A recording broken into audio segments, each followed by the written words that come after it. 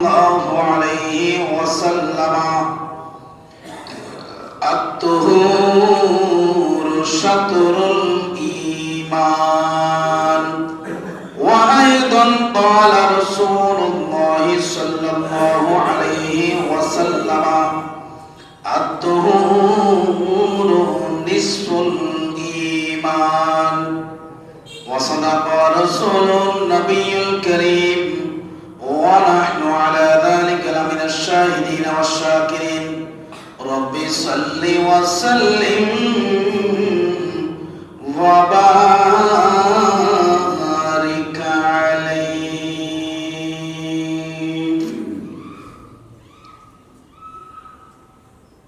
জীবনে হবে কি তোমার দিদার ইয়া রাসূলুল্লাহ, ইয়া রয়েছি আমরা গুনেহগার, ইয়া জীবনে হবে কি তোমার দিদার ইয়া রাসূলুল্লাহ, ইয়া রয়েছি আমরা গুনেহগার, ইয়া জগতে যেদিকে তাকাই দরদি আর তো কেহ নাই, ইয়া রাসূলুল্লাহ আর তো কেহ নাই। জগতে যেদিকে তাকাই দরদি আর তো কেহ নাই। যেদিক তুমি তো জাহানের সরদার, ইয়া জীবনে হবে কি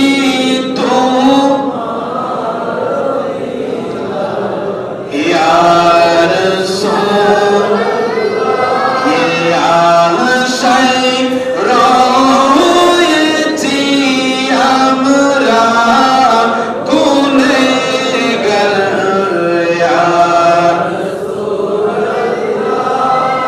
উপস্থিত মুসল্লিয়ান নিজাম রহমানি ওয়া রাহমাকুমুল্লাহ, আসসালামু আলাইকুম ওয়া রাহমাতুল্লাহি তাআলা ওয়া বারাকাতুহু। সর্বপ্রথম রব্বুল আলামিনের দরবারে লাখ কোটি শুকরিয়া আদায় করতেছি যে রব্বুল আলামিন আমাদেরকে সুস্থ শরীর নিয়ে, সুস্থ মস্তিষ্ক নিয়ে, কোনো ধরনের জটিল কঠিন আসমানি জমিনি বালা মুসিবত এবং হঠাৎ অ্যাক্সিডেন্ট থেকে, জটিল কঠিন রোগ বালাই থেকে হেফাজত রেখে যে রব্বুল আলামিন আমাদেরকে প্রতি জুমার ন্যায় ইবাদতের উদ্দেশ্যে অত্র এলাকার অন্যান্য মুসল্লিদের তুলনায় প্রথমে মসজিদে প্রবেশ করার তৌফিক দিয়েছেন। প্রত্যেকে একবার বলি আলহামদুলিল্লাহ। अपरापर सरकार तो आलम नूर मुजस्सम शफीउल मुजनबी रहमतुल लिल आलमीन सरकार कायनात नबी दो जहां नबी मुहम्मदुर रसूलुल्लाह सल्लल्लाहु अलैहि वसल्लम এর নূরানী কদমে পাকে লাখ কোটি দরুদ ও সালাম পেশ করে রব্বুল আলামিনের দরবারে আমার রাসূলের শুকরিয়া আদায়ের তারিফ বলি আলহামদুলিল্লাহ। উপস্থিত মুসল্লিয়ান নিজাম আপনাদের সম্মুখে কুরআনুল কারীমের সূরা বাকারা 222 নম্বর আয়াত কারীমা তেলাওয়াত করেছি। আমার রাসূলের নূরানী জবানে অসংখ্য অগণিত লক্ষ লক্ষ হাদিস থেকে সাহিত্যার অন্যতম জামে কিতাব মুসলিম শরীফ থেকে একটা হাদিস শরীফ আপনাদের সম্মুখে তেলাওয়াত করেছি। 223 নম্বর হাদিস শরীফ। যে আয়াতে কারিমা এবং যে হাদিস শরীফ তেলাওয়াত করেছি, এই আয়াতে কারিমা এই হাদিস শরীফ আমাদের দৈনন্দিন জীবনের জন্য অত্যন্ত গুরুত্বপূর্ণ। আওয়াজ বলুন আলহামদুলিল্লাহ। আমার মনে হয় আমি 6 মাসে হয়তো আপনাদেরকে অনেককে বিরক্ত করে ফেলছি। বিরক্ত বলতে আসলে এরকম নয়, বাজে প্রতিদিনের ওয়াজ কারো না কারো উপকারে আসে, কারো না কারো। আমি এখানে আপনাদের হক যেটা কাঁধের উপর নিয়েছি, হক হলো খেতাবতের দায়িত্ব যখন আপনারা আমাকে দিয়েছেন, ওই জন্য খেতাবতের দায়িত্বের খাতিরে আল্লাহ এবং আল্লাহর রাসূলকে সাক্ষী রেখে যে হক আপনাদের হক আমি গুনাহগারের কাঁধের উপর রয়েছে, ওই হকগুলা যথাযথ যতটুক আমার ক্যাপাবিলিটি রয়েছে, সামর্থ্য রয়েছে, ওই সামর্থ্য অনুযায়ী আপনাদের কাছে পৌঁছাই দেওয়ার চেষ্টা করি। পরিপূর্ণ নয়, কারণ আমার অতটুকু এলমও নেই, আমলও নেই, কোনো ধরনের যোগ্যতাও নেই। এরপরেও আমার মনে হয় আপনাদেরকে এই কথাটা বললেই আপনাদের জন্য উপকারে আসবে। আমি ওই কেন্দ্রিক আপনাদের যে সমস্যাগুলো রয়েছে, ওই সমস্যা কেন্দ্রিক কথা বলার জন্য চেষ্টা করি। হয়তোবা কারো মতের অমিল হইতে পারে। আমি যা বলতেছি আল্লাহ এবং আল্লাহর ওয়াস্তেই বলতেছি, কোন ধরনের মনে কষ্ট এসে থাকলে আমাকে ক্ষমা করে দিবেন। আল্লাহ তাআলা আমাদের বুঝার তৌফিক দান করুন। গত শুক্রবারে আমি ব্যবসা বিষয়ে কয়েকটা কথা বলেছিলাম, মনে আছে কিনা জানি না আপনাদের। তন্মধ্যে একটা কথা লাস্টে সমাপনীর বক্তব্যের ক্ষেত্রে বলেছিলাম, মজুদদার মানুষকে যেইভাবে ঠকায় ওই হিসাবটা আমি বলেছিলাম। লাস্টে সমাপনীর ক্ষেত্রে একটা ওয়ার্ড বলেছিলাম, এই কারণে বই ব্যক্তিদের, সওদাগর, ব্যবসায়ীদের লক্ষ লক্ষ কোটি টাকা বকেয়া থেকে যায়, ওই টাকাটা মাইরে চলে যায়, হয় কিনা এরকম। এখন ওইখানে কথাটা হয়তো অস্পষ্ট থাকার কারণে আমরা যারা এই বকেয়া খাওয়ার অভ্যস্ত আছি, 500 টাকা, 1000 টাকা, 2000 টাকা বাকি খাওয়ার অভ্যাস আছে, আমরা আবার সুযোগ নিয়ে নিলাম। হুজুরে বলছে তোরা বেশি বেশি লাভ করস, তো এটা চলে গেছে আর কথা বুঝেন নাই। বকেয়া টাকা দোকানদারকে দেওয়া তো দূরের কথা, মনে মনে খুশি হয়ে গেলাম। হুজুর বলছে আমাদের কাছ থেকে যেটা বেশি নেই এটা আমরা খেয়ে ফেললাম, আর কি আছে না? এরকম সুযোগ নেই। এর আগে কয়েক জুমা আগে খেয়াল রাখবেন, আপনাদেরকে আমি ওয়াজ যা করি কাজে আসে মতো ফরের হকের বিষয়ে ওয়াজ করছিলাম, মনে আছে? আসমান এবং জমিনের মধ্যবর্তী জায়গায় বর্ষির মধ্যে আমার আপনার রুটা লটকাই রাখবে। বর্ষি মানে মাছ ধরার বর্ষি, ওই রকম একটা জায়গার মধ্যে আমাদের রুটা আটকান ঝুলাই রাখা হবে। নাউজুবিল্লাহ বলবেন। দোকানদারের হক আপনি খেয়ে নেবেন, দিবেন না, আবার ফাড়াফাড়ি বাড়াবাড়ি সুযোগ থাকলে ওই দোকানদারের সামনে দিয়েও হাঁটবেন না। ওই রকম কোন সুযোগ আপনাকে শরীয়ত আপনাকে দেয় না। আল্লাহ তাআলা আমাদের প্রত্যেককে যার যার অবস্থান থেকে ফরের হক তথা বিশেষ করে আমরা দোকানদারের হক, গ্রামের ভিতরে যারা দোকানদার থাকে, পাড়া প্রতিবেশী যারা বাকি নিয়ে যান, আপনাদের মা বোনদেরকে অনুরোধ করব, যারা এসেছেন আপনাদেরকে অনুরোধ করব, আমাদের দোকানদার ভাইদের হকের টাকাটা আপনারা যার যার হক তাকে ফেরত দিবেন। আল্লাহ তাআলা আমাদের বুঝার তৌফিক দান করুন। প্রত্যেকে বলেন আমিন। হাজিরে আপনাদের সম্মুখে কোরআনুল কারীমের সূরা বাকারার যে আয়াতে কারীমা তেলাওয়াত করেছি, আল্লাহ বলতেছেন ইন্নাল্লাহা ইউহিব্বুত তাওয়াবিন ওয়া ইউহিব্বুল মুতাতাহহিরিন। আল্লাহ বলতেছেন আমি আল্লাহ দুই প্রকারের বান্দাকে, বান্দার দুইটা কাজকে বেশি বেশি পছন্দ করি। এক নাম্বার কাজ হলো বান্দা যখন বেশি বেশি তাওবা করে, সুবহানাল্লাহ। দুই নাম্বার কাজ হলো বান্দা যখন পৌত পবিত্র থাকে, সুবহানাল্লাহ। এখন প্রশ্ন হলো, আমরা গত শুক্রবার বা এর আগে আলোচনার ভিতরে পৌত পবিত্রতা অনেকগুলো অংশ ছিল। আমি চাচ্ছি আপনাদেরকে পূর্ণাঙ্গ পবিত্রতার বিধানটা জানাই দেওয়ার জন্য আমল করার দায়িত্ব আপনাদের। গোসলের মাধ্যমে তিনটা মাধ্যম বলেছিলাম, পরিষ্কার হওয়া, গোসলের মাধ্যমে পরিষ্কার হওয়া, পবিত্র হওয়া, ওযুর মাধ্যমে পবিত্র হওয়া, তায়াম্মুমের মাধ্যমে পবিত্র হওয়া। এইগুলা হলো পানির মাধ্যমে, দৌতের মাধ্যমে পরিষ্কার হওয়া। এখন কথা হলো আমাদের আরো কয়েক ধরনের পরিষ্কার পরিচ্ছন্নতা থেকে গিয়েছে। তন্মধ্যে 1 নাম্বার পরিষ্কার পরিচ্ছন্নতা হলো আমাদের মাথার চুল কাটা। সুবহানাল্লাহ। 2 নাম্বার বহুত পবিত্র হলো আমাদের শরীরের যে গোপ রয়েছে, এই গোপ কাটা ওই বিষয়ে শরীয়তের হুকুম কি, এই বিষয়ে আলোচনা করো। 3 নাম্বার বিষয় হলো আমাদের পুরুষ বা মহিলা যাকে বলা হয় উপরওয়ালার প্রকৃতিগত একটা সিস্টেম। আল্লাহ আমাদের শরীরের প্রত্যেকটা অঙ্গ প্রত্যঙ্গ আমাদের প্রয়োজন অনুসারে আমাদেরকে দিয়েছেন। অতএব এখানে অবিচ্ছেদ্য অংশ বলার কোনো সুযোগ, অপ্রাসঙ্গিক অংশ বলার কোনো সুযোগ নেই। আমাদের যেই বিশেষ করে বালেক সাবালেক পুরুষ মহিলার যে বগলের নিচের লোম রয়েছে, ওই লোম পরিষ্কারের শরীয়তের বিধান কি। এরপরে 4 নম্বরে রয়েছে, বেয়াদবি মাফ করবেন, সেটা হলো আমাদের পুরুষ বা মহিলা যেই 2টা শ্রেণী আমরা রয়েছে, আমাদের নাভির নিচের লোম পরিষ্কারের শরীয়তের হুকুম আহকাম কি। এই 4টা বিষয়ে যতক্ষণ পর্যন্ত আপনারা পরিষ্কারভাবে জানতে পারবেন না, শরীয়তের হুকুম আহকাম সম্পর্কে পরিষ্কার হইতে পারবেন না, ততক্ষণ পর্যন্ত আমার রাসূল বলেছেন, ফুকাহায়ে আযম বলেছেন, এগুলা অপরিষ্কার থাকার কারণে মাকরুহে তাহরিমা, মাকরুহে তাহরিমা মানে হারামের কাছাকাছি, হারামের। তাইলে হারাম নিয়ে নামাজ হবে, হারাম নিয়ে কোনো ইবাদত হবে, হারাম নিয়ে দুনিয়া থেকে বিদায় নিলে কোন অবস্থা হবে। আল্লাহ তাআলা আমাদের বুঝার তৌফিক দান করুন, প্রত্যেকে বলুন আমিন। আল্লাহুম্মা সাল্লি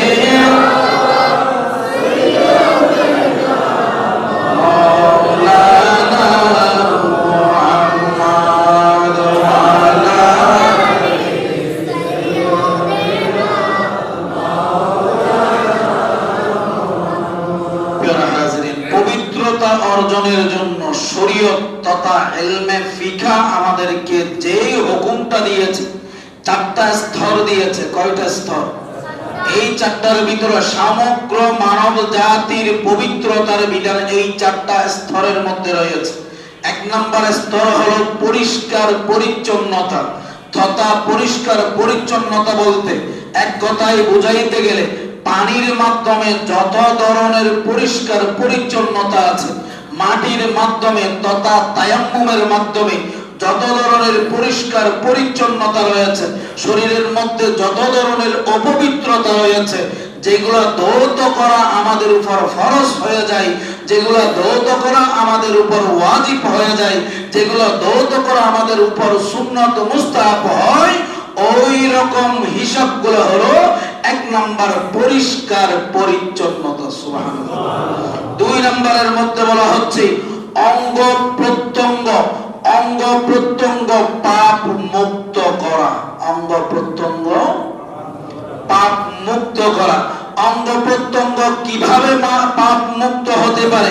অঙ্গ প্রত্যঙ্গ পাপ মুক্ত হওয়ার ক্ষেত্রে শরীরের আমাদের 2টা চোখ রয়েছে, 2টা কান রয়েছে, একটা জিহ্বা রয়েছে, একটা নাক রয়েছে, একটা মুখ তথা জবান রয়েছে, 2টা হাত রয়েছে, 2টা পা রয়েছে।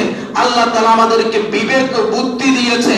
এই সকল অঙ্গ প্রত্যঙ্গ যেগুলো রয়েছে, এইগুলো যা দুনিয়ার সামগ্রিক পাপাচার থেকে, দুনিয়ার গুনাহের কাজ থেকে, যত ধরনের লোভ লালসা ঠকবাজি, যত ধরনের হিংসাযুক্ত কাজ রয়েছে, ওই রকম পাপাচার থেকে শরীরের অঙ্গ প্রত্যঙ্গকে দুনিয়ার দুনিয়াবী ব্যক্তি রক্ষণাবেক্ষণ করাই হচ্ছে অঙ্গ প্রত্যঙ্গে পরিষ্কার রাখা। সুবহানাল্লাহ।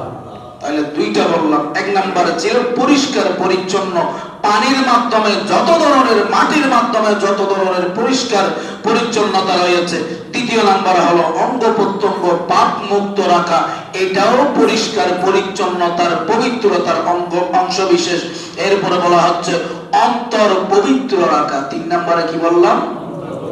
অন্তর পবিত্র রাখা।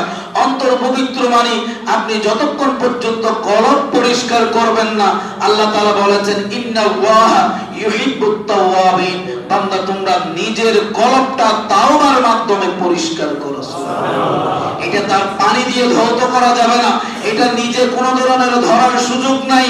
অঙ্গ প্রত্যঙ্গ সেভ করার সুযোগ আছে, কিন্তু কলবটা সেভ করার সুযোগ একমাত্র তাওবার মাধ্যমে। 3 নাম্বার তাহলে অন্তর পবিত্র রাখা।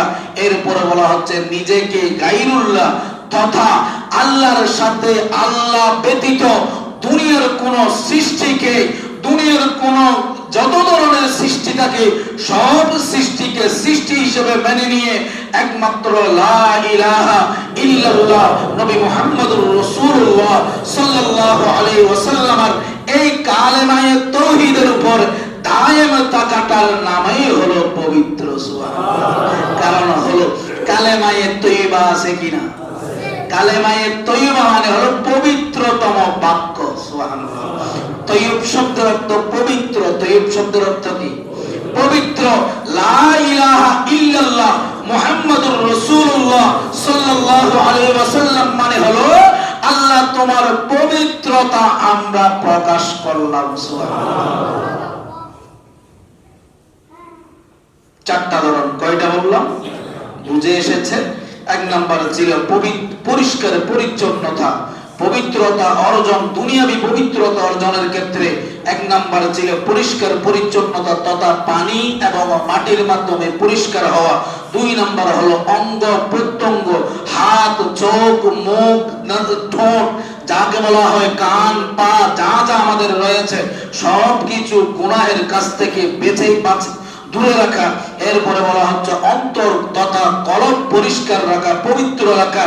অন্তর কলবকে গুনাহের কাছ থেকে বিরত রাখা, নিজেকে আল্লাহর সাথে কাউকে শরীক করা থেকে বিরত রাখা।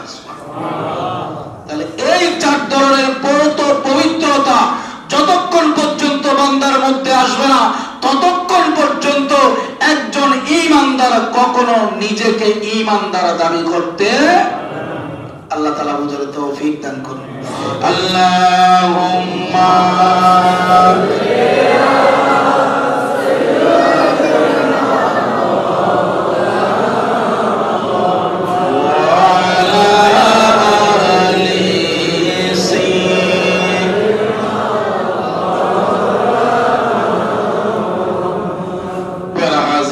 এরপরে বলা হচ্ছে 1 নাম্বার যেটা ছিল পরিষ্কার পরিচ্ছন্নতা, আমরা পানির মাধ্যমে পবিত্রতার হিসাব বুঝে পাইলাম।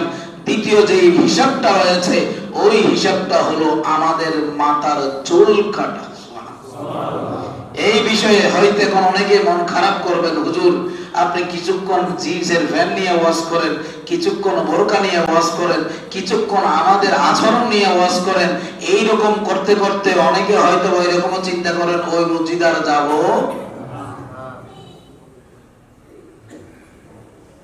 এটা আপনাদের দায়িত্ব। আসবেন কি আসবেন না এটা দায়িত্ব কার?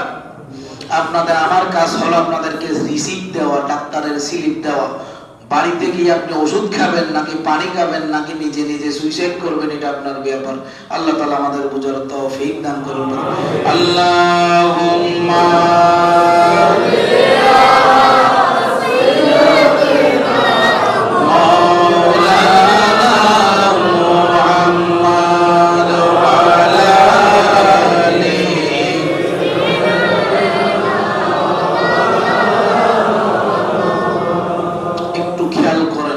বর্তমানে যে চুল কাটার রেওয়াজের মধ্যে আছে, শরীয়ত কি বলে এটা একটু চিন্তা করেন, এরপরে নিজে নিজে তওবা করবেন। আর যদি বলেন না তওবার দরকার নেই, যেভাবে আছে সেভাবেই থাকবে, এটা আপনাদের বিষয়।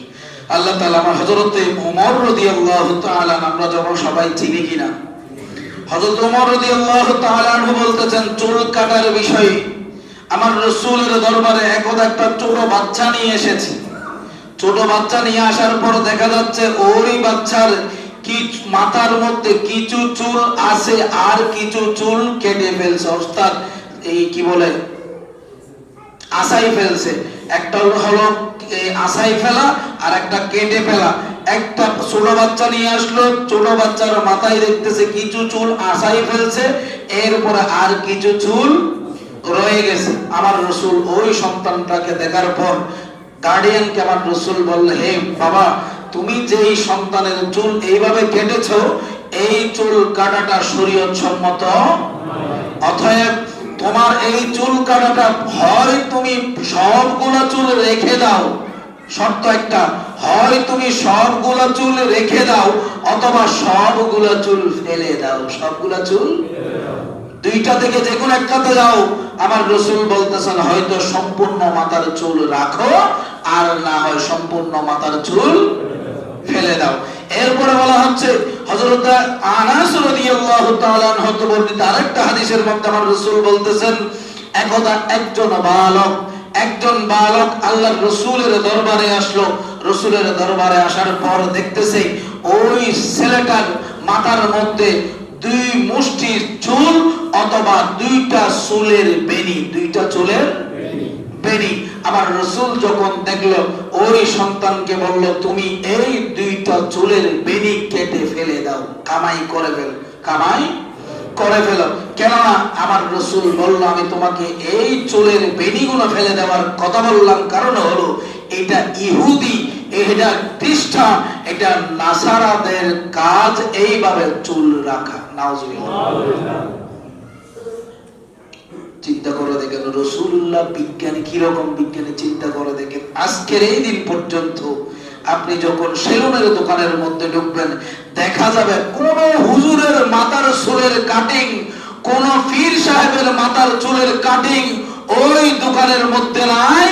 একমাত্র দোকানে যেই কাটিং রয়েছে ওই কাটিং হলো ইহুদি, নাসারা, খ্রিস্টান, জুম্মা, বৌদ্ধ যারা রয়েছে তাদের কাটিং এর লাইন ওইখানে ছবি আকারে দেওয়া আছে কিনা, রাসূলুল্লাহর হাদিস ঠিক আছে কিনা। এরপরে হযরতে ইবনে হাম্বল রাদিয়াল্লাহু তাআলা আনহু বলতেছেন, ওনাকে প্রশ্ন করা হলো, ইমাম হাম্বল তো ছিলেন চার মাযহাবের একজন। হযরতে ইবনে হাম্বল রাদিয়াল্লাহু তাআলা আনহু বলতেছেন, তোমরা কখনো পিছনের চুল কামাই করিও না, পিছনের চুল কামাই করিও না, সমান তালে চুল কাটবা। যদি পিছনের চুল কামাই করতে চাও তাহলে জেনে রাখো তোমাদের ওই চুল কাটার সিস্টেমটা হবে দুনিয়ার অগ্নি পূজক তথা হিন্দু, খ্রিস্টান, বৌদ্ধ যারা রয়েছে, যারা অগ্নিকে পবিত্র খোদা হিসেবে মানে, ওই ব্যক্তিদের সমতুল্য অনুসরণ হবে। নাউজুবিল্লাহ।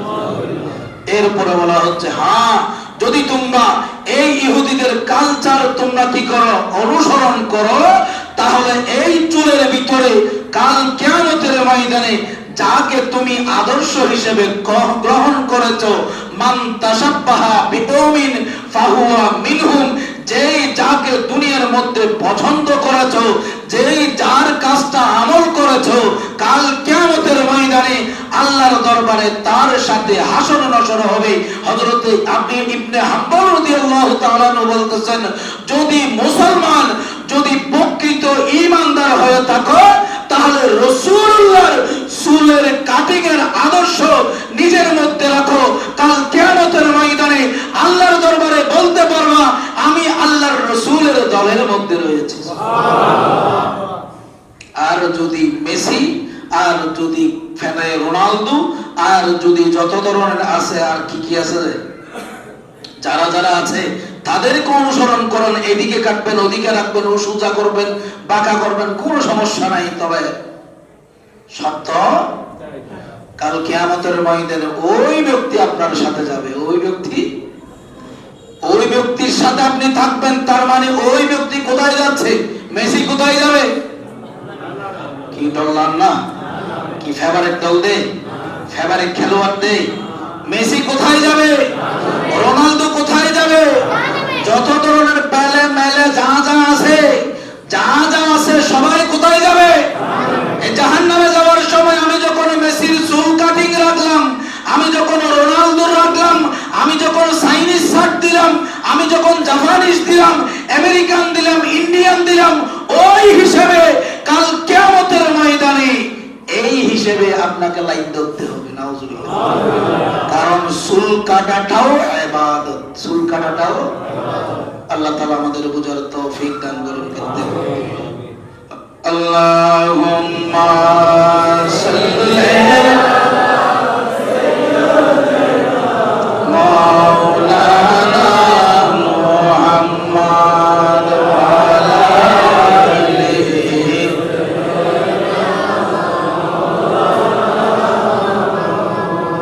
প্যারা হাজিরিন, চুল কাটার শরীয়তের তিনটা বিধান রয়েছে। কয়টা বিধান? তিনটা বিধান রয়েছে। তন্মধ্যে বাবরি চুল এক নম্বরের বিধান। বাবরি চুল, বাবরি চুল কাকে বলা হয়? যেটা আমরা এই দিকে কাঁধ পর্যন্ত রেখে থাকি, ওই লম্বা চুল যেটা রয়েছে এটা সুন্নত পদ্ধতি। সুবহানাল্লাহ। এটাও আবার তিন ধরনের রয়েছে। কয় ধরনের? এক নম্বরের হচ্ছে ওয়াফরা বলা হয়। এক নম্বরে যে পদ্ধতিটা, এটা হলো কানের লতি পর্যন্ত। কানের এদিক থেকে আসবে ভাঁজটা কতটুকু পর্যন্ত থাকবে? এদিক থেকে আসবে ভাঁজটা কানের লতি পর্যন্ত আসবে, এটাকে ওয়াফরা বলা হয়। এটা হলো আবু দাউদ শরীফের হাদিস শরীফ। এই পর্যন্ত চুল রাখা হলো ওয়াফরা। এক নাম্বার বাবরি চুল রাখার এক নাম্বার সুন্নত পদ্ধতি। দুই নাম্বারে বলা হচ্ছে লিম্মা। লিম্মা মানে হচ্ছে তথা ঘাড় ও কানের লতি। ঘাড় ও কানের লতি মাঝখানে, ঘাড় ও কানের লতি।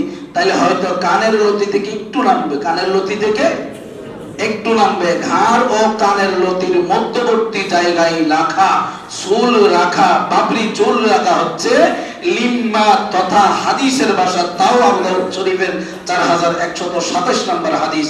তারপর বলা হচ্ছে জুম্মা। জুম্মা তথা ঘাড় পর্যন্ত চুল রাখা, ঘাড় পর্যন্ত চুল রাখা। তাহলে কানের লতি, ঘাড় এবং কানের লতির মধ্যবর্তী।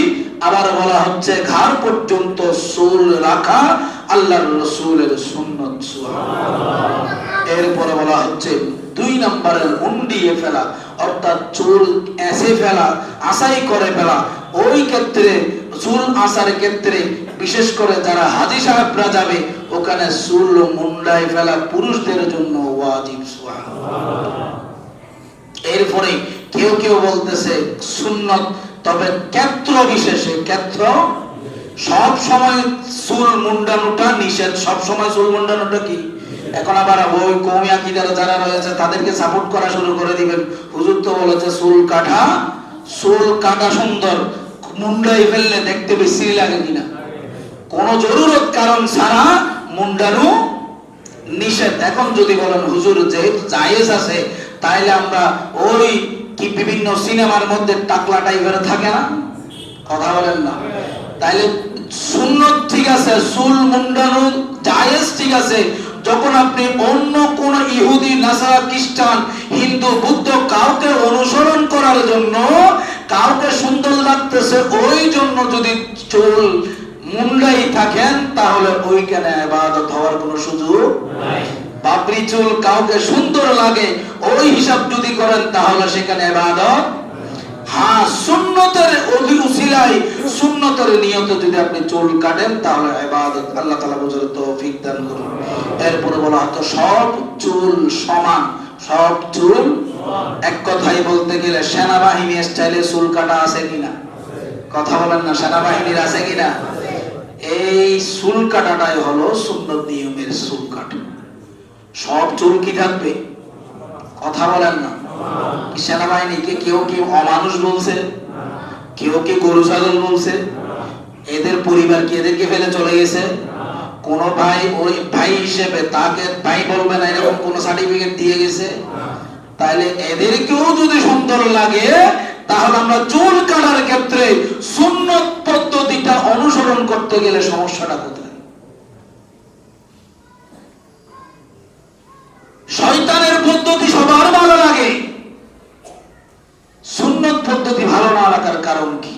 কাল কিয়ামতের ময়দানে আমি আপনি এই আমলগুলোর জন্য আটকাবো।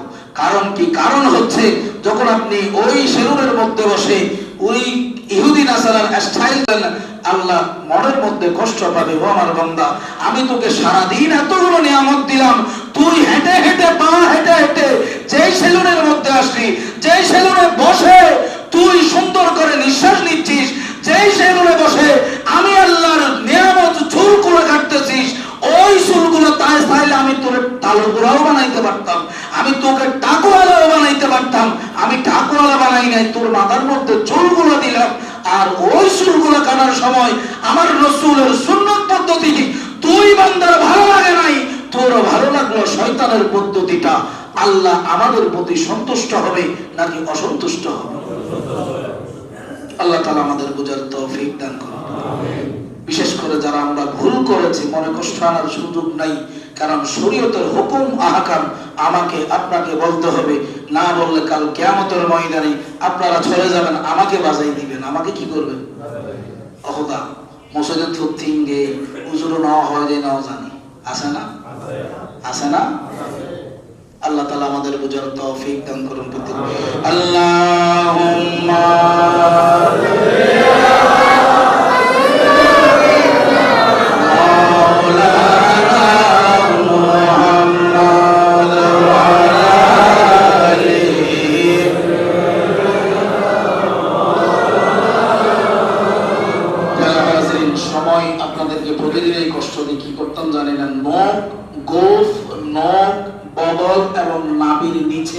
হুকুম আহকাম একটু খেয়াল করেন। হযরত আনাস ইবনে মালিক রাদিয়াল্লাহু তাআলা আনহু হতে বর্ণিত قال رسول الله صلى الله عليه وسلم قال انس উফকিতা।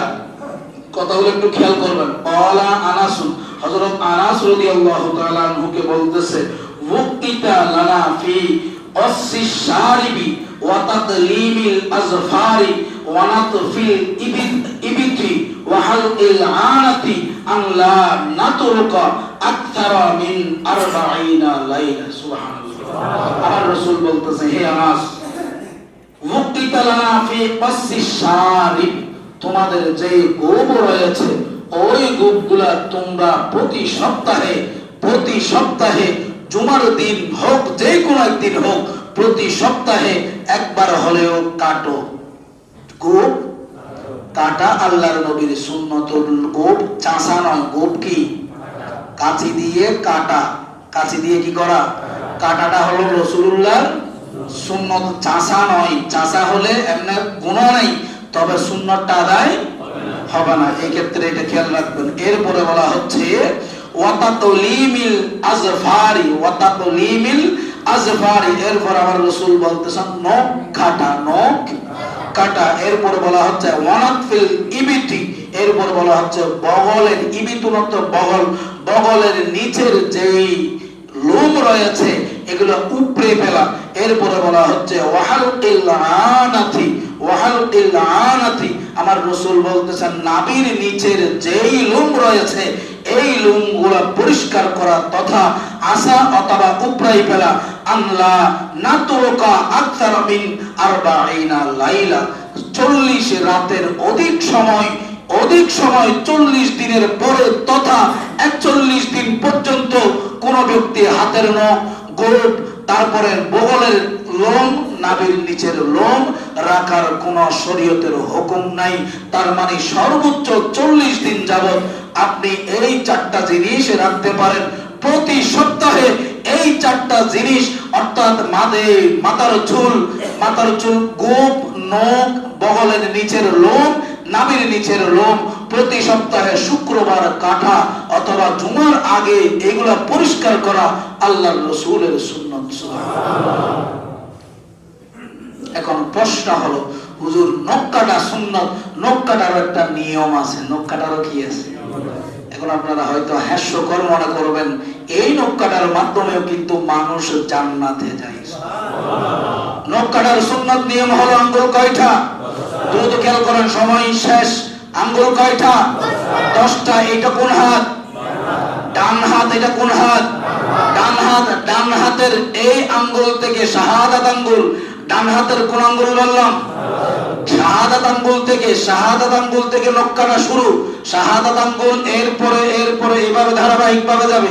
শাহাদাত আঙ্গুল থেকে শুরু, এটা থেকে শুরু করে এভাবে যাবে। খেয়াল করেন, শাহাদাত আঙ্গুল থাকবে, এরপরে শুরু করতে করতে কনিষ্ঠ আঙ্গুল, ঠিক আছে কিনা? এই কনিষ্ঠর পরে আবার ডান এটা থেকে যাবে, এই বৃদ্ধাঙ্গুল থেকে যাবে, বাম হাত উঠবে। কোন হাত? বাম হাত উঠবে। বাম হাতের কনিষ্ঠ আঙ্গুল থেকে, কোন আঙ্গুল বললাম? কনিষ্ঠ আঙ্গুল, ছোট আঙ্গুল থেকে শুরু করে এই কাটে কেটে আসা বৃদ্ধাঙ্গুল থেকে শুরু করে সর্বশেষ আঙ্গুল সুন্নত। সুবহানাল্লাহ। কোন আঙ্গুল বললাম? ডান হাতের। সবাই একটু সুযোগ হাত তুলে একটু দেখান তো। সুন্নত নিয়মটা বলেন। কোন আঙ্গুল? প্রথমে কোন আঙ্গুল? শাহাদাত আঙ্গুল থেকে শুরু করে এইভাবে যাবে, ঠিক আছে কিনা? তারপরে এটা নামাই নিলাম, তারপর কোন হাত? বাম হাত, ঠিক আছে কিনা? বাম হাতের কোন পাশ থেকে? আপনারা দেখান কোন পাশ থেকে? এই আঙ্গুল এটা থেকে শুরু করবেন, কাটতে বৃদ্ধাঙ্গুল শেষ হয়ে সর্বশেষ কোন আঙ্গুল? ডান হাত তুলেন। কোন আঙ্গুল? ডান হাতের বৃদ্ধাঙ্গুল, ডান হাতের। এটাই হলো সুন্নত নিয়ম। সুবহানাল্লাহ। মনে থাকবে, প্র্যাকটিক্যালি দেখাই দিলাম। এখন পায়ের নখ কাটে কিনা?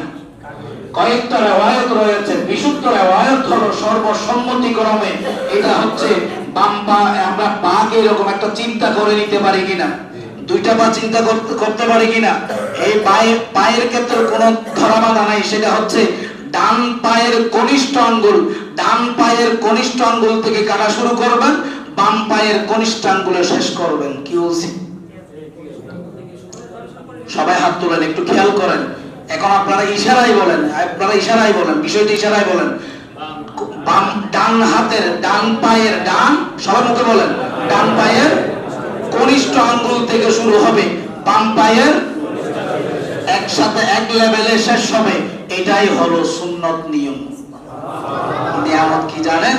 আমার রাসূল বলতেছে, এই নিয়মে কোন একজন ব্যক্তি যদি আমল করে থাকে, আল্লাহ যেই শুক্রবারে ওই ব্যক্তি এই আমলটা করবে, এই শুক্রবার থেকে পরবর্তী 10 দিন যাবত আল্লাহ ওই ব্যক্তিকে দুনিয়াবী সকল অপবিত্রতা থেকে তথা গুনাহের কাছ থেকে 10 দিনের জন্য হেফাজত রাখবেন। শুধু তাই নয়, এই 10 দিন পর্যন্ত আল্লাহ তার গুনাহ মাফ করে দিবেন। এই 10 দিন যাবত আল্লাহ ওই চুল নখ কাটা ব্যক্তিকে আল্লাহ তার যাবতীয় গুনাহ মাফ করে 10 দিন যাবত আল্লাহর রহমত তার উপরে থাকবে। সুবহানাল্লাহ। উপকার আছে? এটা দপ্পর হাঁড়িলি উপকার বেশি নাকি সুন্দর করে সিস্টেম অনুযায়ী কাটলে উপকার?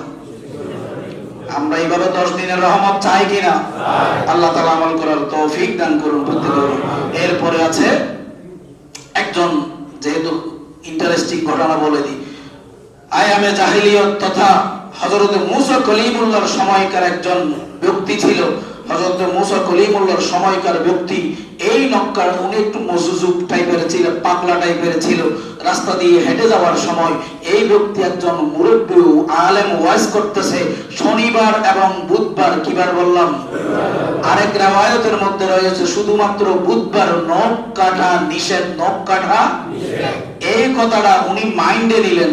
এখন ঘরে গেলেন, দেখতেছে ওই দিনটা বুধবার ছিল। কিবার ছিল? বুধবার ছিল। দেখা যাচ্ছে ওনার পরিবার, সন্তান সন্ততি যারা রয়েছে, এই সন্তান সন্ততি নখ কাটে। উনি কি করছে? কয়েকবার বলছে যে বুধবারে, হুজুর বলছে বুধবারে নখ কাটা নিষেধ। কেউ কোনো কথা বললে ওনার মুখ দিয়ে শুধু একটা তাসবিহ বের হতো, বুধবারে নখ কাটা নিষেধ। এই দিনে কেউ যদি নখ কাটতে দেখতো, এই ব্যক্তি উপরি বলার পরে না শুনলে সরাসরি অ্যাটাকে চলে যেত।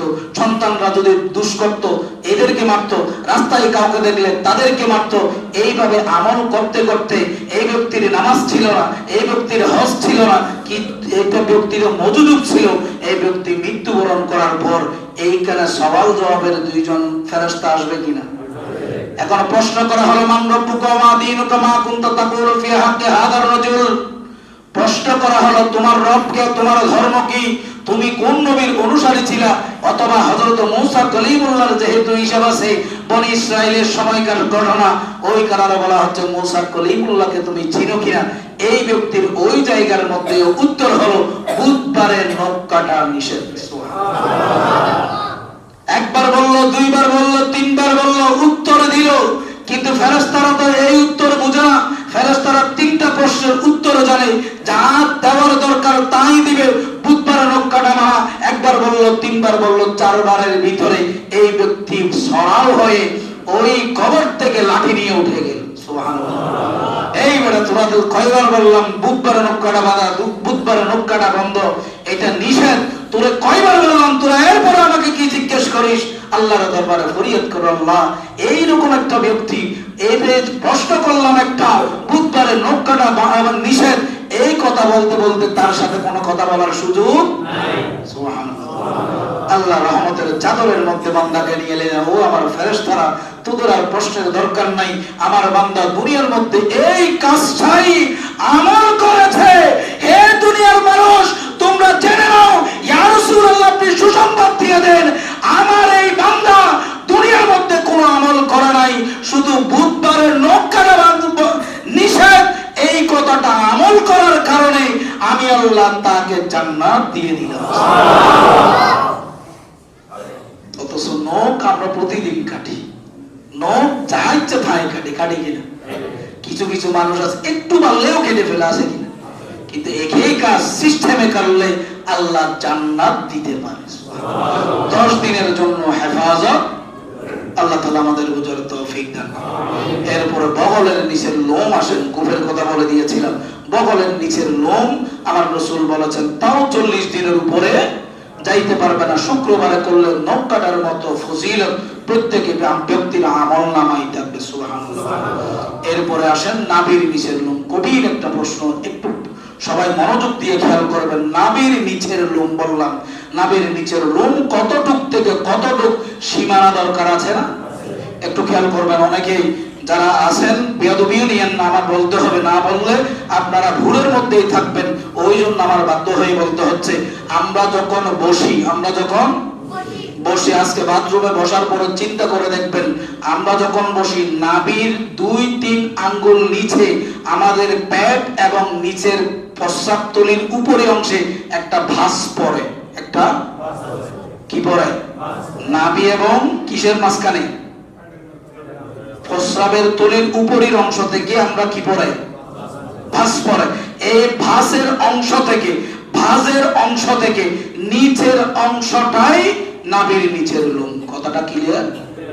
যদি এরপরে আপনার অস্বস্তি লাগে, তাহলে নাভির নিচে থেকে যতটুক সীমানা উপরের অংশ সর্বোচ্চ নাভির নিচ থেকে যতটুক ফেলে দিলে আপনার রিল্যাক্স মনে হবে, প্রশান্তি মনে হবে, অতটুক পর্যন্ত নাভির নিচের লোম। শুধু তাই নয়, আমাদের প্রস্রাবের তলি, অঙ্গ প্রত্যঙ্গ যা আছে, আমাদের মলদ্বারের চারপাশ পর্যন্ত, কথা খেয়াল রাখবেন, মলদ্বারের চারপাশ পর্যন্ত।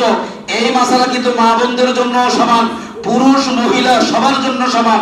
এটা হচ্ছে নাভির নিচে 3 আঙ্গুল 4 আঙ্গুল নিচে বসলে যে ভাঁজ পড়ে, ওই ভাঁজ থেকে মলদ্বারের চারপাশ পর্যন্ত যতটুক অংশতে ময়লা থাকে ততটুক অংশ পর্যন্ত, রানের গোড়ার 2 বাজের অংশ পর্যন্ত, সব মাঝখানের যা আছে সবগুলা নাভির নিচের লোমের অন্তর্ভুক্ত। কথাটা ক্লিয়ার? মাসালাটা আপনাদের ক্লিয়ার? এটা আপনারা 40 দিনের ভিতরে পরিষ্কার করতে হবে। এখন প্রশ্ন হলো, হুজুর আপনি 40 দিন বললেন, এদিকে আবার বুধবার বলে দিলেন, কিবার? শনিবার বুধবার বলে দিলেন। মাসালা হলো, ফতোয়ায়ে শামি থেকে শুরু করে সব ফিকহের মাসালা হলো, যদি 40 দিন যেদিন হয়, ওই দিন যদি 40 দিন বুধবার থাকে, ওই দিন যদি শনিবার থাকে, আপনি এই দিন, এটা হচ্ছে মুস্তাহাব, না কাটাটা মুস্তাহাব, পরিষ্কার হওয়াটা ওয়াজিব হয়ে গেছে। সুবহানাল্লাহ।